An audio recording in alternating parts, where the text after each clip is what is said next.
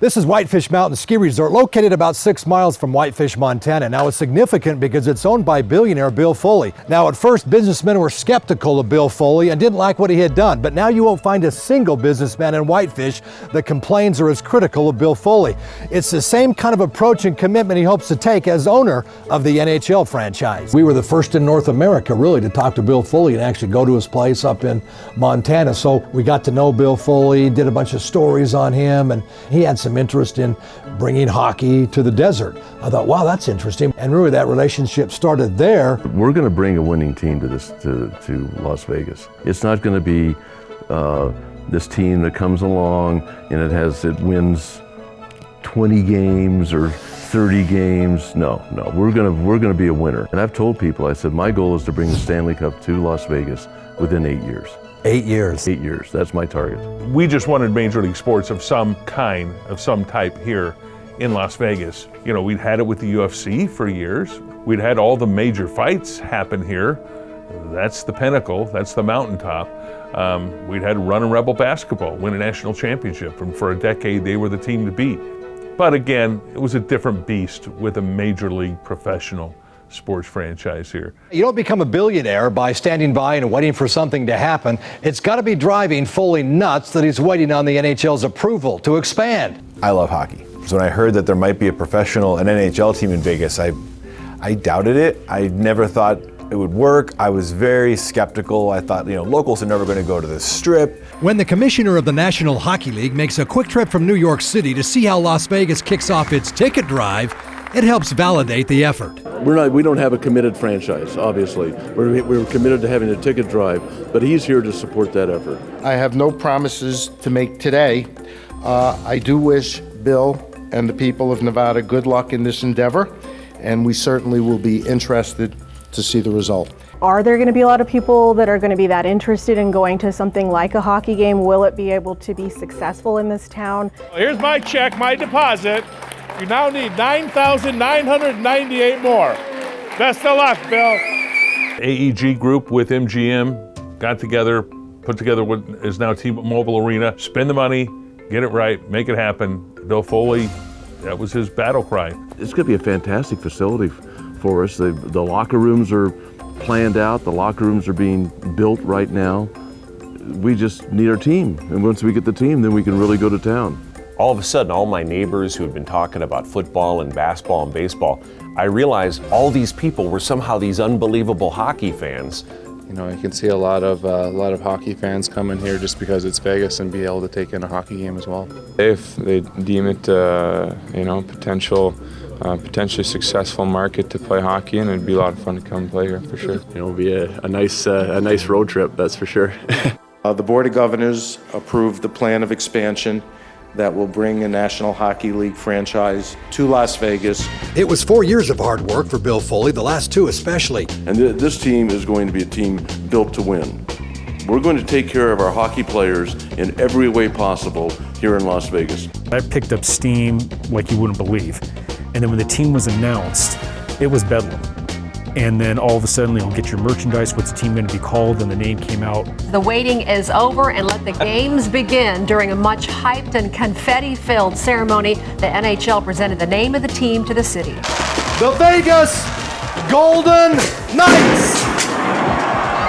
Oh my! The Knight protects the unprotected. The Knight defends the realm. The Knight never gives up, never gives in, always advances, never retreats.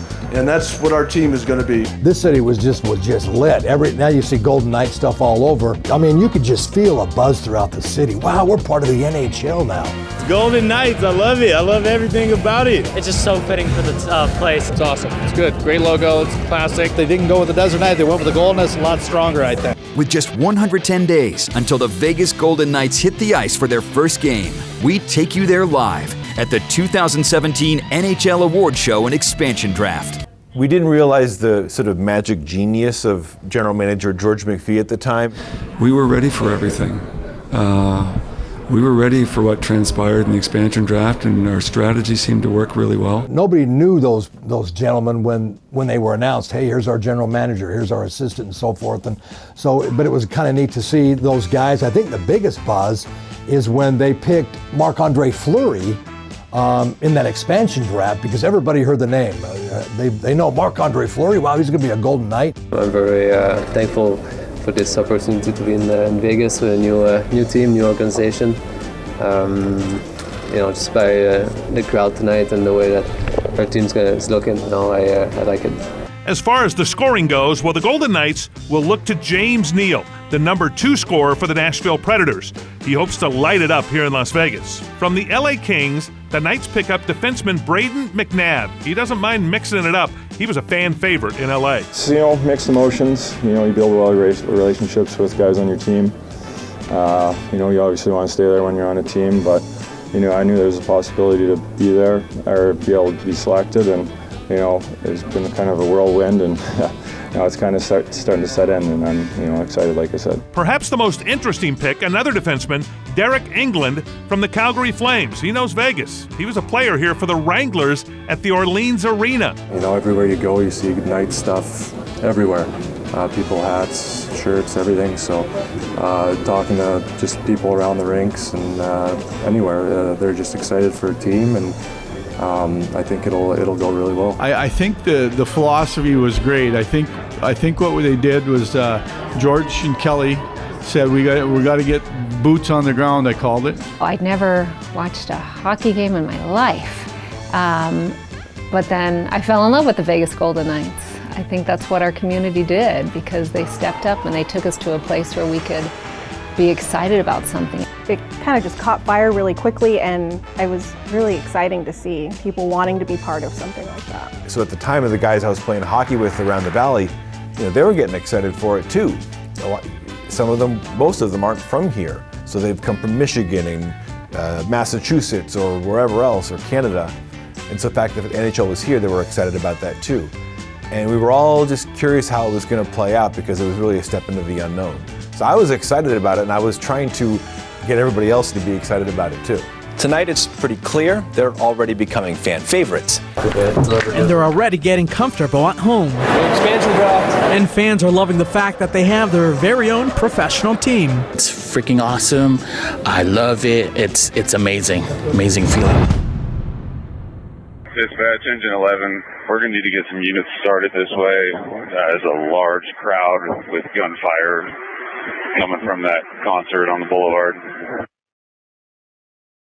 For those of you just joining us, 11 o'clock here on Sunday evening, John Langler with you, and we're covering an active shooter situation at apparently near the Route 91 Harvest, which is a country music festival that was taking place near the Mandalay Bay. I was anchoring that night. I remember when it happened. I'll never forget it. I was sitting at my desk, and it was 10:30, 10:45, and it was. I was anchoring, and I was on the air for, I think, 4 or 5 hours straight throughout the whole night. Where were you as this was all going on? Okay, Jason was singing probably his 6th song, and then we heard the shootings coming from the Mandalay Bay, so we were facing south, and so the Mandalay Bay was on our right. A lot of times we hear a lot of practice sessions with police officers just, preparing for something catastrophic to happen, and I thought, this is too late on a weekend for them to be doing this probably, and they sounded so frantic. The voices just were really haunting. Room 91! Room 91, the concert! There's people firing everywhere! There's people firing guns everywhere! The concert, Room 91! And cemented in my brain when they got into that site, because that's how cryptic it was to hear just the magnitude of what was happening on site. They got there, and then once you could hear the battalion chief, fire battalion chief, get on the property, say, yeah, we're here on the property right by the concert stage. We have 1, 5, 7, 10, 15 deceased people near the concert stage. I remember then Sheriff, now Governor Lombardo, speaking about the amount of fatalities, and he said the word 50 at the time. It was, he said 50. And previously we had heard a handful of poor souls had lost their lives. And when he said that, it was like the air left the studio. Camera operators, I remember my colleague and friend Kirsten gasping, and people just went, dear Lord, what has happened here? A young man who was being treated for the effects of a gunshot wound and was trying to help his girlfriend, I believe, as well. Later, as the hours went by, we received word of the number of people who had passed, and it was devastating. That was really hard. And as the days went on, the numbers kept growing. Yeah, it was awful. That's when you understand the magnitude of what's taking place over here, and you know that this is going to be more and more information taking place. And that was right before the Golden Knights started their inaugural season. And let's just say that that was the moment. There was a call for blood donations, and before the centers could even open, we saw hundreds of people lined up outside the buildings. They just wanted to do what they could. With a disaster like that, there's not much you feel you can do to help in healing, but what you could do was give blood. So hundreds of people at all different facilities were lining up, and it was a constant throughout the whole days of that. Our organization will move heaven and earth to help in this community, and we pledge our full support. We will grieve and heal and persevere together. Our players have been amazing in coming to us and asking how they can help, getting out in the community and helping where they can. I was amazed, honestly, just the amount of events, fundraisers, community events that they started coming together and sponsoring, and the kinds of outreach they were doing for the first responders and their families. They just jumped in right away. Next day after shooting, they were everywhere. It's a spider web here. Everyone's connected. It's not a big city a huge city where you don't feel that hometown feel to it. It has it. It's a small town community, and that's the reason why it hurts so bad here. We're grateful for our jobs and what we do, and just to be able to give back, especially in a circumstance like this, is a huge honor for everyone in this room. It's such a tough time, but hopefully we can, like I said, provide a little bit of entertainment and get their minds away a bit from all that. The city just bonded with this team like no other team will ever be bonded to this city because of what happened, and they were born here, and they really took it to heart. We're going to go help this city heal. Many of our players are from other parts of the world. They're from Canada. They're from other states. We're new to town. This happened, and we're going to help in any way we can. That was visiting schools, that was blood banks, that was making themselves available to the community, just so the community could give a hug to their new heroes. We are Vegas strong.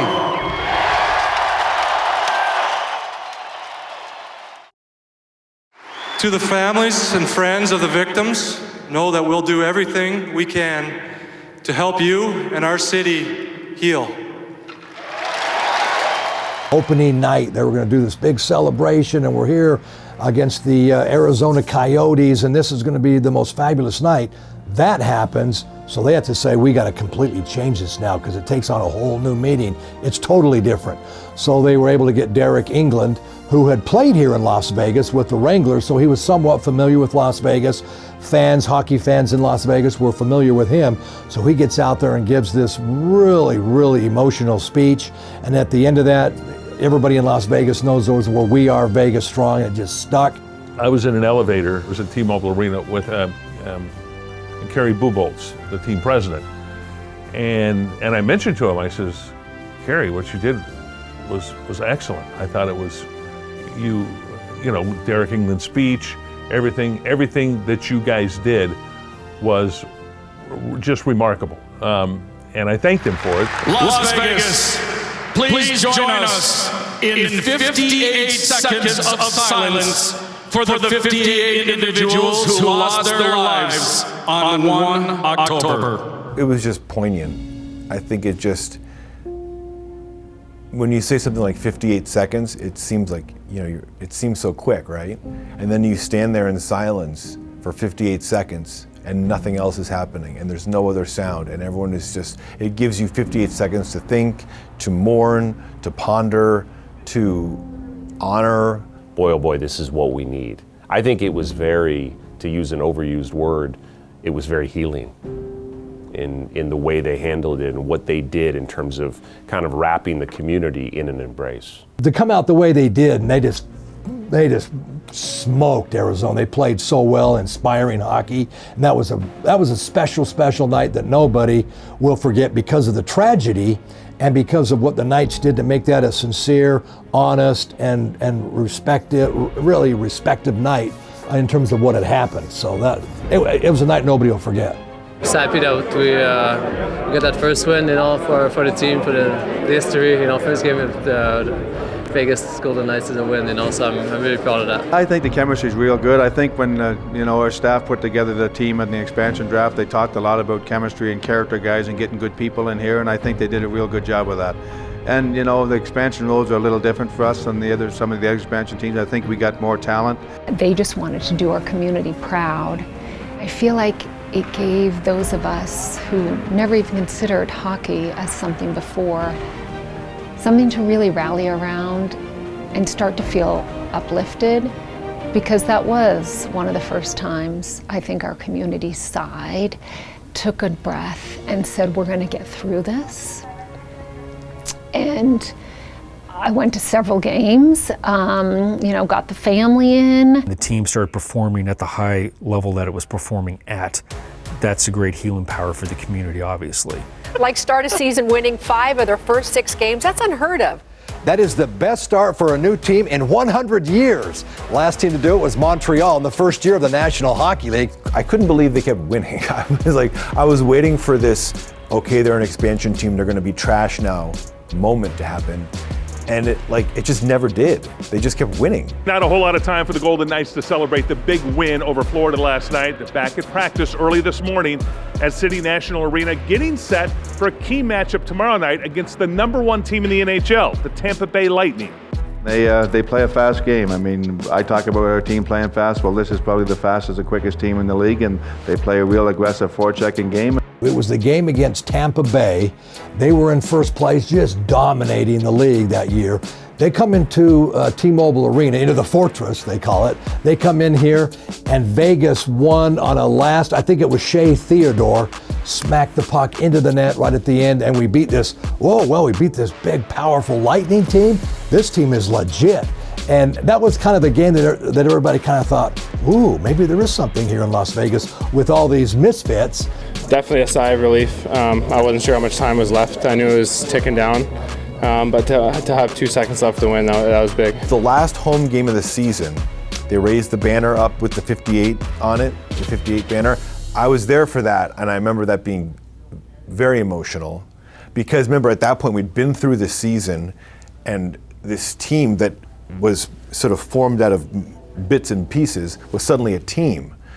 That was also the game where William Karlsson, they were playing San Jose, has a shorthanded breakaway, and he does the between the legs top shelf behind his back leg. I love that goal. Oh my gosh, that was, what a move, filthy.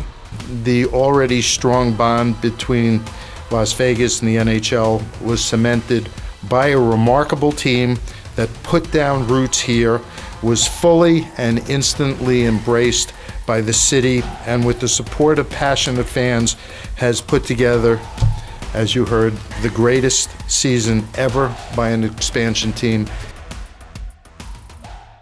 Being able to go and play for a whole town that has never been in a playoff on our first year, I mean, this is like a crazy story. When we found out that they were making the playoffs, coming off of such a crazy year, it was like a storybook, honestly. It was just kind of like something out of a movie. The party outside is going to be crazy. I think people are going to come down and enjoy it. It's weather's getting warm. It's the best time of the year. And they started against LA, as I recall, and LA had won 2 Stanley Cups in the last couple of years before that. They were a really good team, and the Knights swept them, as I recall. Where did that come from? What are you talking about here? The series is over. The Golden Knights have beat the LA Kings. Move on now to the Stanley Cup playoffs, round 2. Thank you so much for joining us on 8 News Now. I'm Brian Loftus. I'm Denise Valdez, and that is what happens when your team sweeps the LA Kings. Yep, we got the brooms out tonight. It was kind of like, could they? Wait, are they? They're okay. They're going to get out of the first round.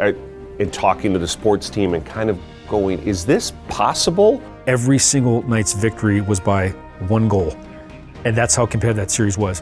When they swept LA, because LA is being picked to win that series, obviously playing against an expansion team.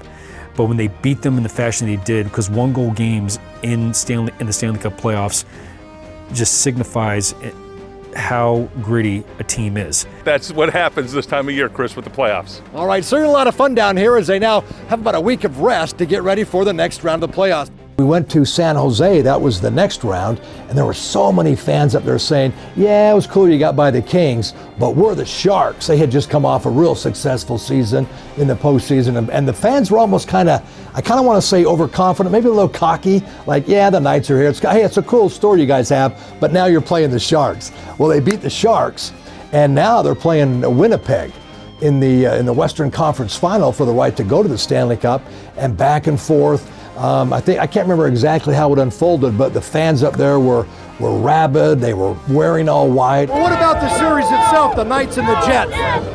It's going to be an awesome series, both fantastic hockey teams.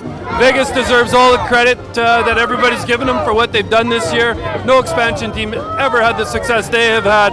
It's going to be a great series, but Jets are definitely going to win. Go Jets, go! And when the Knights won that game up in Winnipeg, to reach and go to the Stanley Cup final, the place was nuts. Well, they get the trophy and everybody's having a good time. All the Winnipeg fans are out. They were respectful, but they're gone, and the Knights were there and they're coming off the ice. Just the excitement, the euphoria that here's an expansion team that just beat a good Winnipeg team that's going to the Stanley Cup final. How crazy is that? This is so amazing to be here at T-Mobile Arena at the Toshiba Plaza. We are so excited, so happy for our team. Go Knights, go! I'll tell you what, it's so unbelievable. We're talking about Stanley Cup final here in Las Vegas, of course, of all places, the Capitals and the Knights. This is a fabulous place, right? All season long, the Fortress has been rocking. The fans in the stands are amazing. They're into the game. Everybody is festive. It's just it makes it so fun. I think not only for us, the home team, but the away team. They definitely enjoy it too, I think.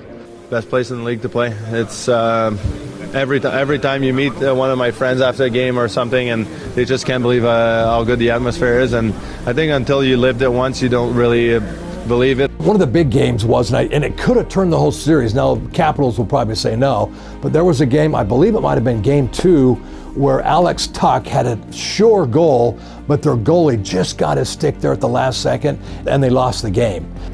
We just keep fighting. It's 1-1, like you said. Things could be worse, and now we go in their building and play our best hockey. We've been good on the road, so no worries. You don't lose the series in one game, so I don't know. We wanted to win, keep winning, and go undefeated in the finals, but we know again playing a really good Capitals team that's not realistic sometimes, and we'll just regroup here. We can't win or lose a series in the first 2 games, and I think that our guys are ready to get on the road and start to get back to a little bit of our game. I had the honor to be there for a week with Chris Matthews and Tim Zietlow covering that incredible series. And I ran into 2 police officers, Washington Caps diehards, and right when I walked in with a Golden Knights baseball cap on, they started to heckle me. They said, "What are you here for with that hat on?" I said, "Well, I'm in from Vegas to cover the Golden Knights," and they said, "Maybe it's time for you to go back to the desert." Now, I liked it. You need some good-natured heckling. It was just one of those series that Washington was better. Knights would have needed a little bit of luck, but you kind of wonder what would have happened had that goal by Alex Tuch gone into the net. Well, the goalie just made a fabulous, it was the save of the series, really. He makes that great save, and you kind of wonder what would happen if that would have gone in. It would have changed and shifted the momentum of the series, because they were 2 good teams, no doubt about it, but I just think Washington was a little better that season, and so they end up winning the cup. Well, the historic inaugural season of Vegas Golden Knights is over. Thanks for joining us tonight at 6. I'm Christiane Klein. And I'm Denise Valdez. Our team has the whole city behind them, fans feeling last night's loss crowds really just piled onto the Arsenal at City National to grab the last gear from the very first season. Pretty bummed, but we had a good season. People packed City National Arena's Arsenal today to get the last gear from this incredible inaugural season. I love they're here.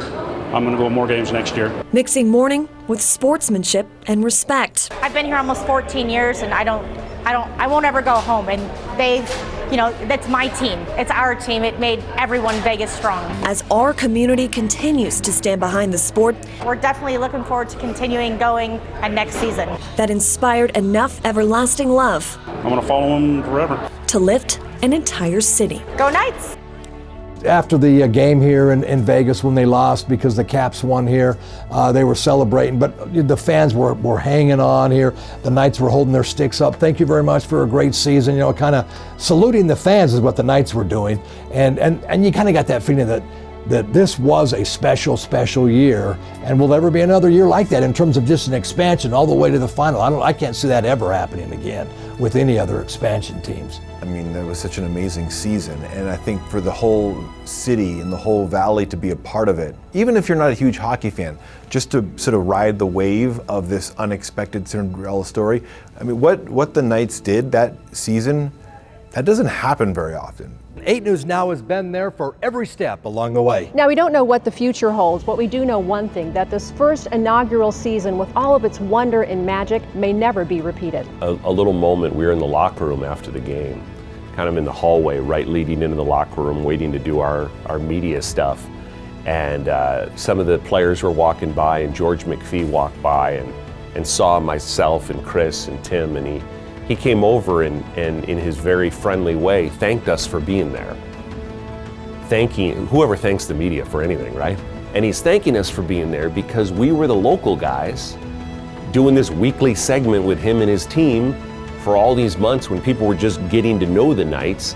And now here we are covering them in Stanley Cup final. And ESPN is right next to us, and NHL.com is right next to us. And he comes up to the little local guys and says, "Thank you for being here," which I always found such a kind gesture, because we should be thanking them, and we do. So they really had their heart in the right place right up and through the Stanley Cup final. Unfortunately, of course, they didn't win it, but they'd make do in a couple of years after. And we will, as a community, always be Vegas strong.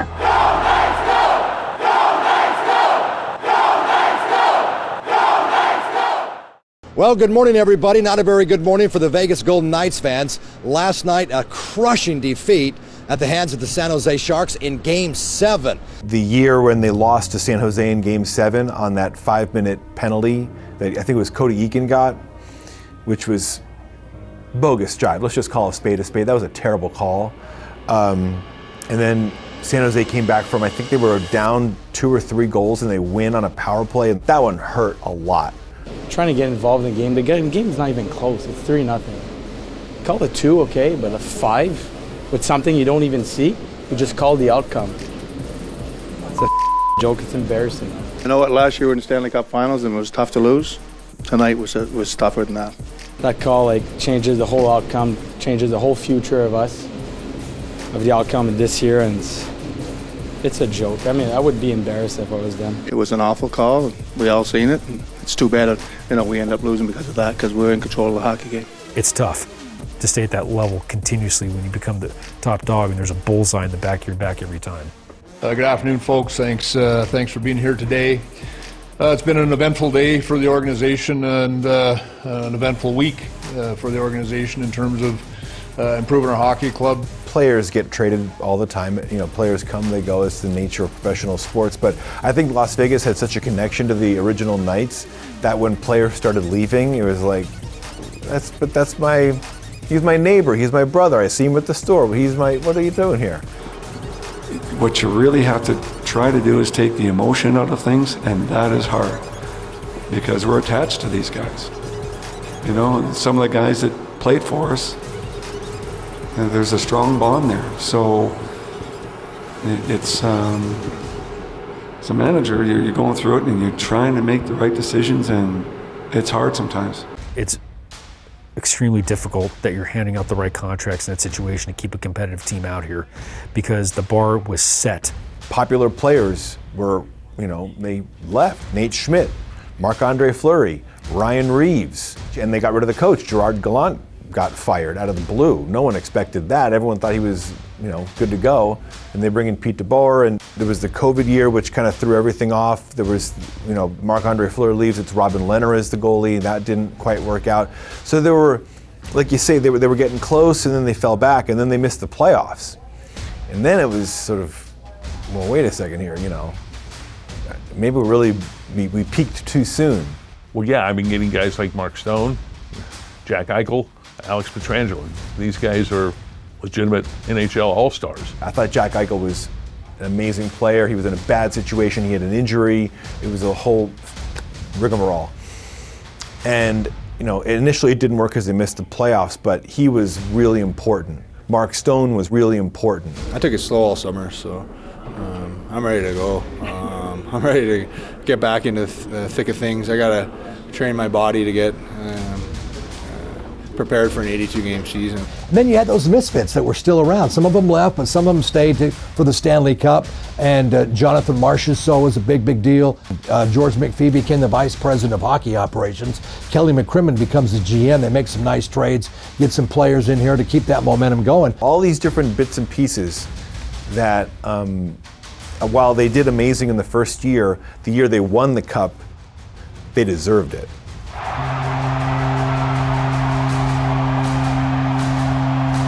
Well, the Vegas Golden Knights introducing their third head coach in 6 years. One thing we learn about Coach Cassidy is his defensive-minded. He loves to attack, and he's also pretty good on the special teams, especially the power play. He says as a player he wasn't very good as a player, but when the team went on the power play, he was extremely talented.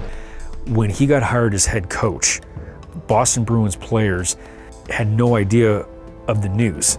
And then when it got announced that he was coming to Vegas to be the next head coach, David Pastrnak and Brad Marchand, I believe, if I recall correctly, they actually said Vegas is going to win the Cup with him going there. It's a perfect match. I wasn't a great hockey player by any means, but the one strength I had is I could see the ice, and I was a decent power play guy, so for me it's always been something I've just gravitated towards. And lastly, you're dealing with a lot of high-end players on a daily basis. I think that's important for the head coach to connect with those guys as well and share ideas so you can build some trust in them. That season brought in Bruce Cassidy and put everything together. It's interesting, they've had 3 coaching changes.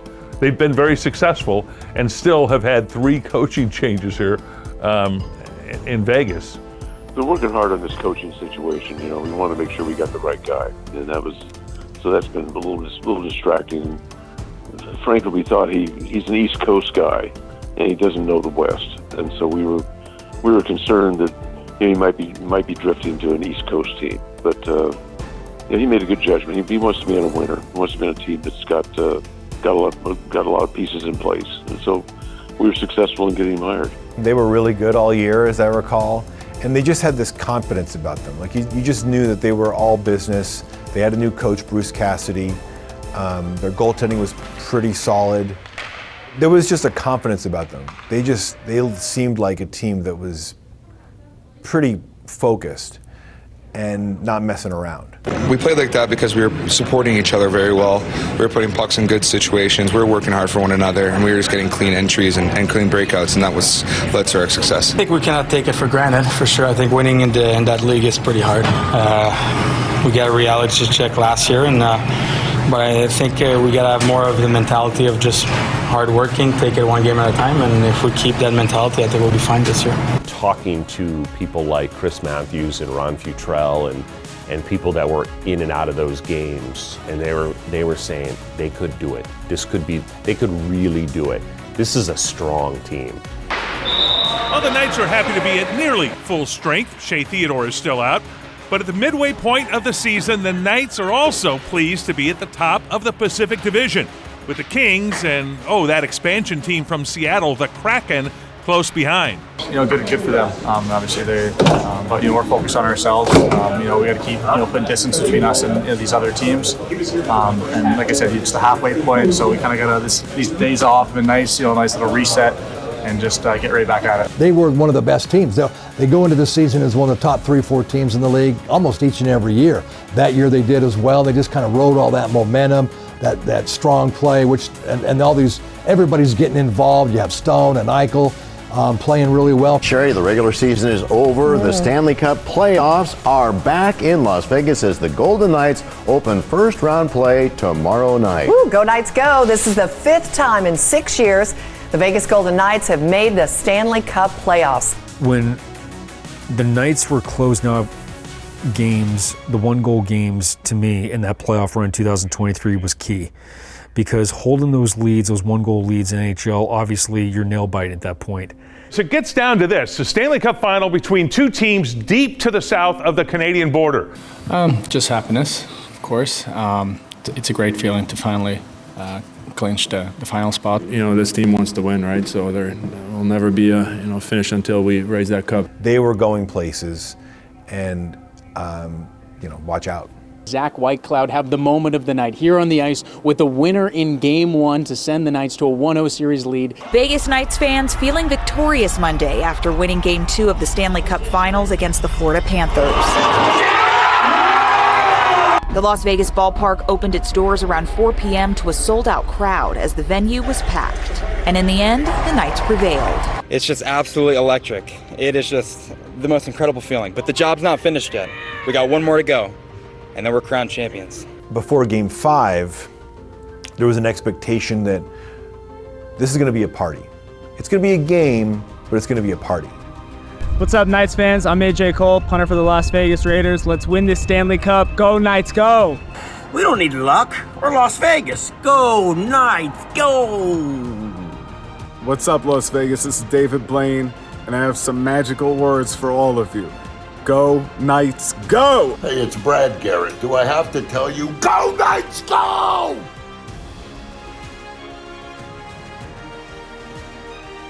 It went to another level on that situation when you talked about how crowded Toshiba Plaza was. The energy level went like seismic at that point.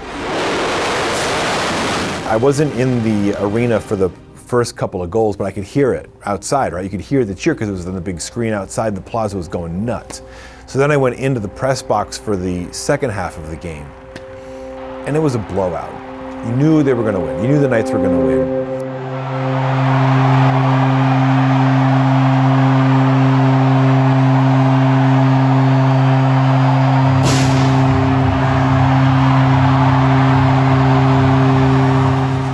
I remember being sent by our news director at the time to Toshiba Plaza in case we get the win tonight. And I was interviewing people, and Henry Takai, a photojournalist, and I ended up on the roof of the parking garage right there. And I don't know how many thousand people were there, but just at that moment, I had started a cell phone video, not knowing that they were just about to get the win, that it was 4, 3, 2, 1.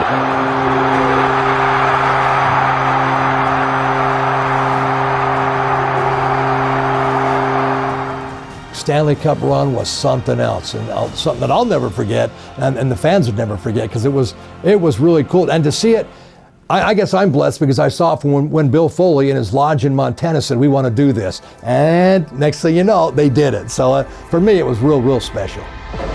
Always advancing, never retreating. Talk about this team, because that was the kind of the mantra of this team, wasn't it? Well, absolutely. Never give up, never give in, always advance, never retreat. And the boys adopted it. They're part of the deal. It's really satisfying. One of my favorite moments, I'll say, was being there on the ice. Brendan Johnson is the oral surgeon for the hockey team. He's also been my oral surgeon. He had the cup. It was his turn. Was handed the cup to hold it up, and he handed me his phone, and asked me if I'd take a picture. And I said, "Oh yeah, absolutely." So he held the cup over his head, and I took a picture of him. And then he said, "You want to hold the cup?" I said, "No, I'm not worthy." No, I said, absolutely. It weighs 34.5 pounds. I later found out. Felt light as a feather. And so I handed him my phone, put the cup over my head, and no, I'm not worthy. I get it, but I'm on the ice. It's the Stanley Cup. Yes, I'll take it. So he took a picture of me holding the cup over my head. Like I said, it's just something like right out of a book, and it's just an amazing story from the beginning to now. And like I said, for them to be so willing to jump in from the start to be part of this community. I think it just makes them, even making it to the finals, getting close to the finals or not, just so much sweeter, just because you saw their heart from the beginning and where the community's, you know, rooted for them all the way through, and them just being able to get as far as they can. I don't know, they're just, I would say the city's sweetheart, you know, people just want to see them succeed. It's absolutely amazing. I've been a Golden Knights fan since day one. It's not sinking in yet. I can't believe it. This is a dream. This is a dream. I follow so many games, and finally the cup is ours. Cause I've been a sports fan since I was like 5 years old, and this is huge. I love this. I almost cried right over there. I got on my knees, I bowed down to the cup. I love this. And it was finally our time. It's my 1 year anniversary in Las Vegas, and I just truly feel that this was meant to happen. Go Knights, go! It's pretty hard to describe. I'm not gonna lie to you.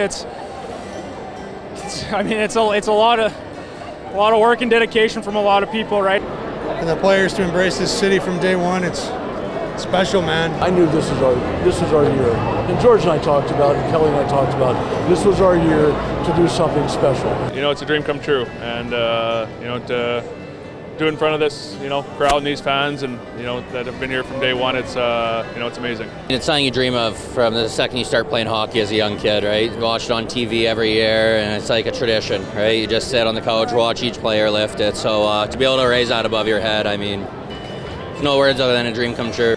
It was just fun. It was just fun. Like, I don't know how to describe it. I just had a smile on my face the whole time. The crowd was such a great atmosphere. It was great. It was the best. It was an awesome, awesome night. It was fantastic.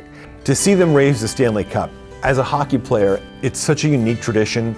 It makes me emotional just because you know what players go through their whole life to get to that one moment with that one trophy. I think it was poetic justice for like a lot of the players that took place. Like, we didn't get the job done the first year, but we got it done now this year.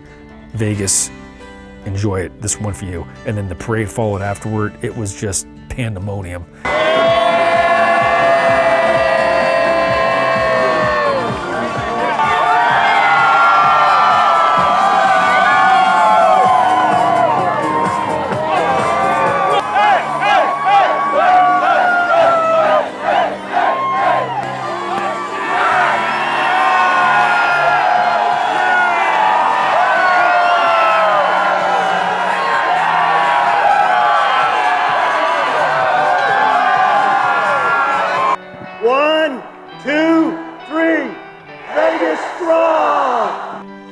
Get their trophy and families get their time together with the trophy, but tonight this parade is for the fans of the Vegas Golden Knights. It's for you, so enjoy it, everybody. You've earned it. Thank you very much. It was a pretty large, loud, boisterous crowd. As I recall, I don't remember the exact attendance, but I remember feeling like the love and enthusiasm for the team was on full display. And I think I recall, as sometimes happens at parades, some of the players clearly had fallen into some canned cocktails. Wow, I knew this was a party city, but does it get any better than this, eh? This is an incredible day for me and my teammates. Now, hockey players have a reputation of being cool, first of all, and they like to get into things from time to time. They like to have a good time. And it would be fair to say that on the night of the victory parade for the Golden Knights, they all had a very good time. And I think you'd be hard-pressed to find anyone who enjoyed themselves more than William Karlsson. You have been here day one.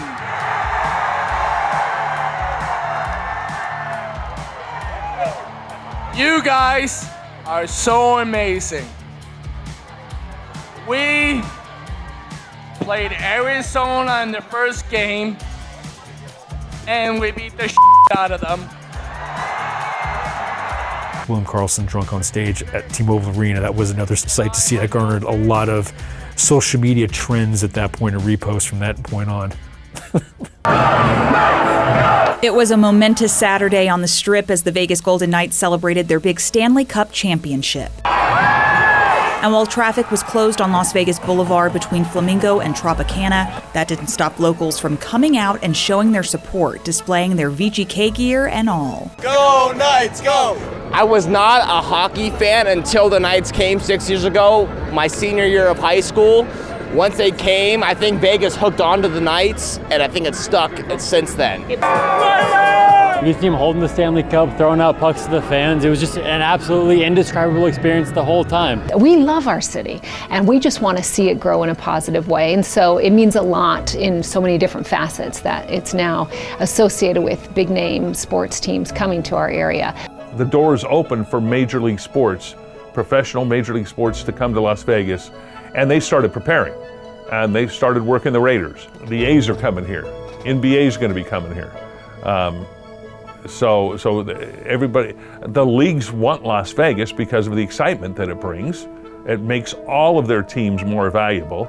Certainly it makes the team that moves here more valuable, but it also makes, because of Vegas, because of what we bring, it makes the entire league more exciting, more valuable.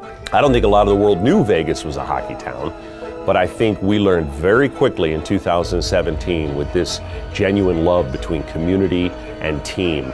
You know, all the doubters were proven wrong when they went, well, will Vegas fans show up? We have real people in this community. Men, women, children that live normal lives, that don't spend their entire day on the 4.5 mile strip, that are people that just live here in almost kind of an every town USA type mode. Schools, parks, community, church. Those people were looking for that kind of team to connect with. And I think the Golden Knights provided it. And I think what they have done for our community, the community towards the Vegas Golden Knights, will be forever grateful.